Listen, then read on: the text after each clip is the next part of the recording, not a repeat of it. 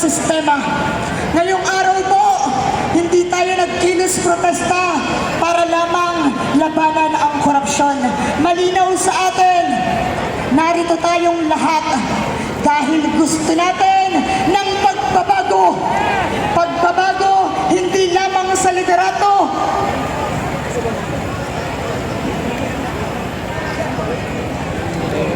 hindi lamang pagbabago sa liderato, bagkus pagbabago ng nabubulok at naaagnas na sistema. 53 taon na po ang nakalilipas. Wala pa rin hustisyang natatanggap ang biktima ng diktadura ng Marcos dictatorship. Nariyan si Charlie Del Rosario, nariyan si Lilios sa Hilaw, mga kabataang biktima ng diktadura. Hindi rin natin makakalimutan si Kian De Los Santos, si Chad Pook, biktima ng pasistang si Duterte. At ngayon, nariyan po si Gillian Angelo, kabataang namatay sa leptospirosis dahil sa korupsyon ng gobyernong ito.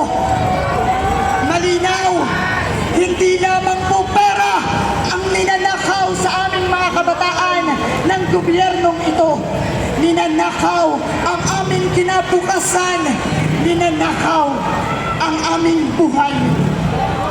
At malinaw sa mga kabataan na ang sistemang ito ay nandyan dahil sa pamamayagpag ng imperialismong US, dahil sa pamamayagpag patuloy na paghahari ng kanilang tuta na Marcos at Duterte. Kaya naman, malinaw po sa mga kabataan na hanggat nandyan ang Marcos at ang Duterte, hindi natin matatanggap ang tunay na hustisya. Hanggat nandyan ang bulok na sistema, hindi natin matatanggap ang tunay na pagbabago. Ang hamon po sa lahat ng kumilos ngayong araw, unawain natin, intindihin natin na hindi sa eleksyon nagtatapos ang laban.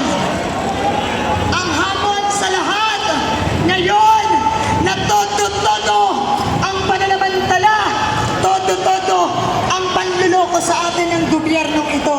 Lagi po natin tandaan na batas ng ating lipunan na kapag may nananamantala, asahan ang palagiang paglaban ng mamamayan.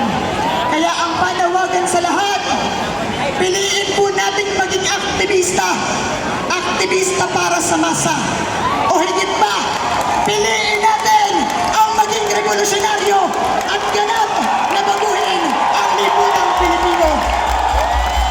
Bilang patapos, itaas natin ang ating kaliwang kamao at pagpugayan ang lahat ng martir ng pambansa, demokratikong revolusyon na may sosyalistang